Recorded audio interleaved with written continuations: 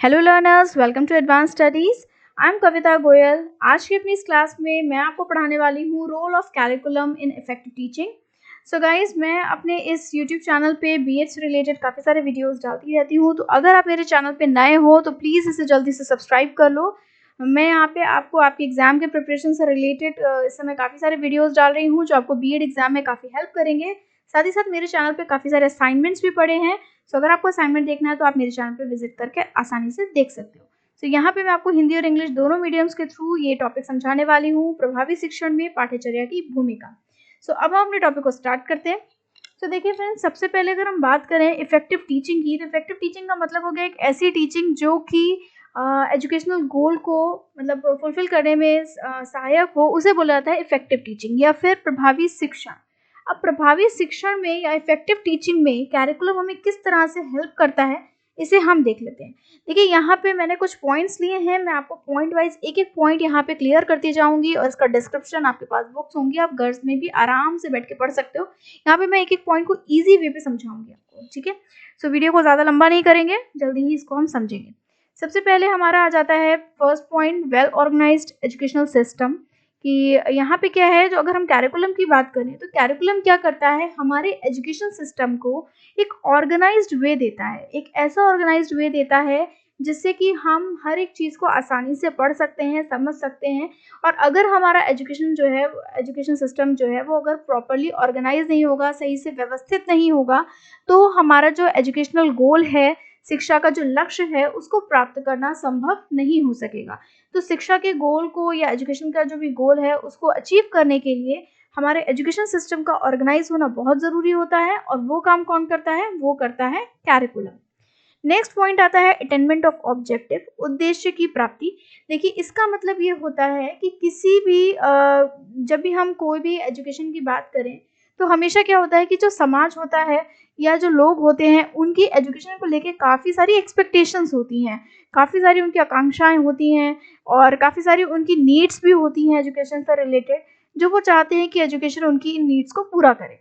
तो यहाँ पे क्या है कि इन सारे नीड्स और इन सारे ऑब्जेक्टिव्स को पूरा करने में कैरिकुलम एक बहुत ही ज़्यादा अच्छा रोल प्ले करता है।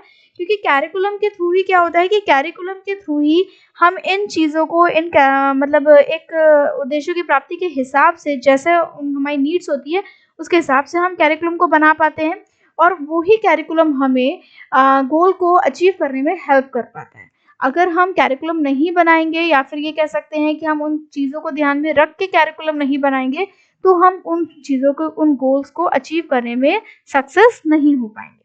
थर्ड आता है सोर्स ऑफ नॉलेज। देखिए, जो कैरिकुलम होता है ये एक तरह का ज्ञान प्राप्ति का साधन भी होता है, सोर्स होता है नॉलेज का। क्योंकि जो हम कैरिकुलम जो है, हम जब व्यक्ति में देखिए काफ़ी सारी चीज़ें होती है कि हर एक इंसान चाहता है, काफ़ी सारे रहस्यों को जानना चाहता है, काफ़ी सारी बातों को जानना चाहता है। तो अगर आप कुछ भी जानना चाहते हो तो कहीं न कहीं एक कैरिकुलम का होना बहुत ज़रूरी है, तभी आप पर्टिकुलर नॉलेज को गेन कर पाओगे, उन चीज़ों को जान पाओगे। एक क्रम में कह सकते हो, एक सीक्वेंस में। Determination of study material. देखिए, कैरिकुलम हमें हेल्प करता है स्टडी मटेरियल को डिटरमाइन करने में। शिक्षा में जो सामग्री लगती है, सहायक सामग्री होती है शिक्षा की, उसको समझने में। भाई, अगर हमारे पास कैरिकुलम बना होगा, जैसे सपोज हम मैथ्स की अगर बात करें, मैथ्स का कैरिकुलम अगर हमारे पास बना हुआ है तो हमें पता है कि हमें मैथ्स में कौन से चैप्टर्स पढ़ाने हैं और इन पर्टिकुलर चैप्टर्स को पढ़ाने के लिए हमें किन चीज़ों की ज़रूरत पड़ेगी। जैसे हम जब ज्योमेट्री पढ़ते हैं तो हमें ज्योमेट्री में ज्योमेट्री बॉक्स की नीड होती है। तो ये जो चीज़ें हैं, इनका हमें पता कैसे चलता है, इनका हमें पता तभी चलता है जब हमारे पास एक कैरिकुलम सेट होता है और हमें तभी भी पता लग पाता है कि कौन सा स्टडी मटेरियल हमें नीडेड है। नेक्स्ट आता है helpful in maintaining the standard.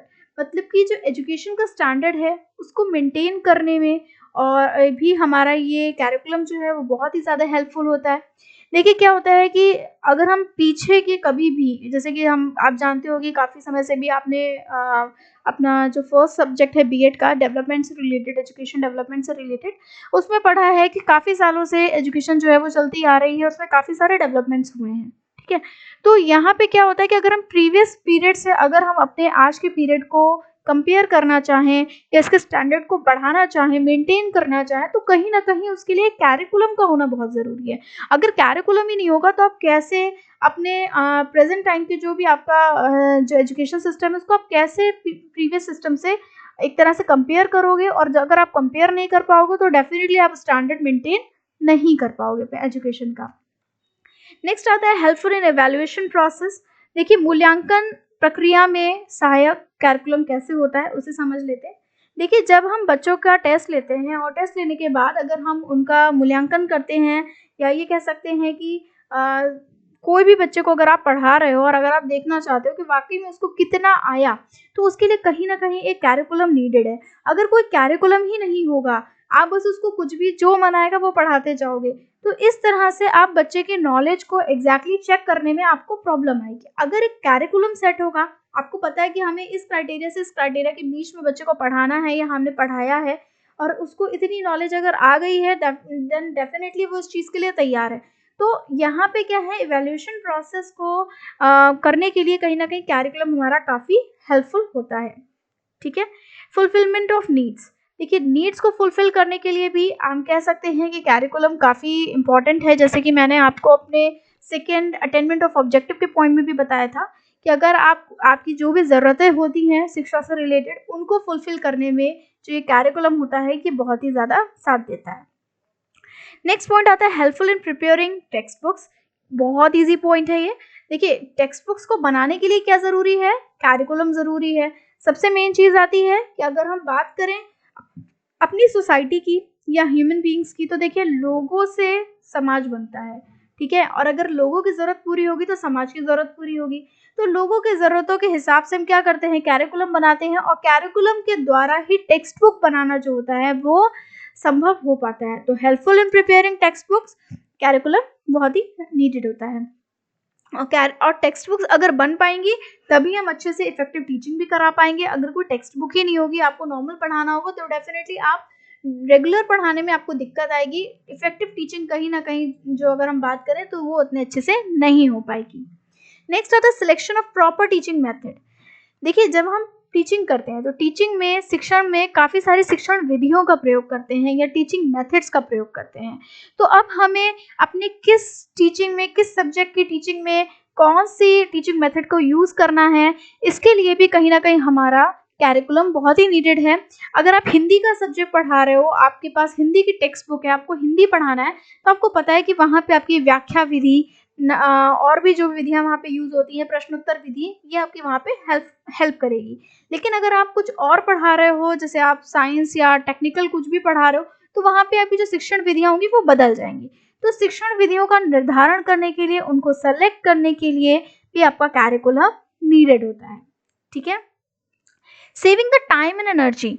देखिए, टाइम और एनर्जी सेव करने में का क्या मतलब है, टाइम और एनर्जी सेव करने का यहाँ मतलब ये है सिंपल सा कि अगर आपको कैरिकुलम आपका बना हुआ होगा, पहले से आपको पता होगा कि आप 5th क्लास में हो और 5th क्लास का मेरा कैरिकुलम इतना है, तो डेफिनेटली जो टीचर होगा वो भी अच्छे से डिसाइड कर पाएगा कि उसे डेली की क्लास में कितना कितना क्या क्या पढ़ाना है और कैसे पढ़ाना है। और साथ ही साथ जो स्टूडेंट होगा उसको भी अच्छे से पता होगा कि हमें क्या पढ़ना है।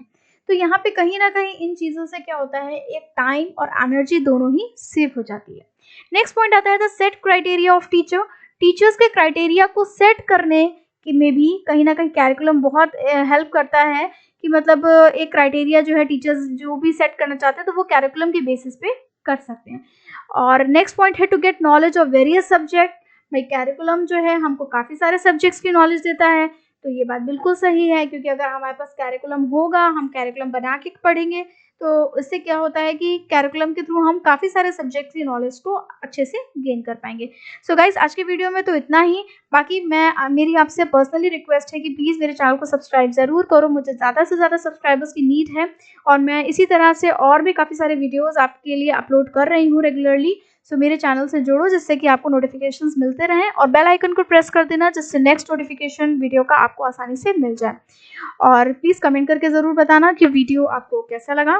सो thank you friends, thank you for watching, all the best, bye bye.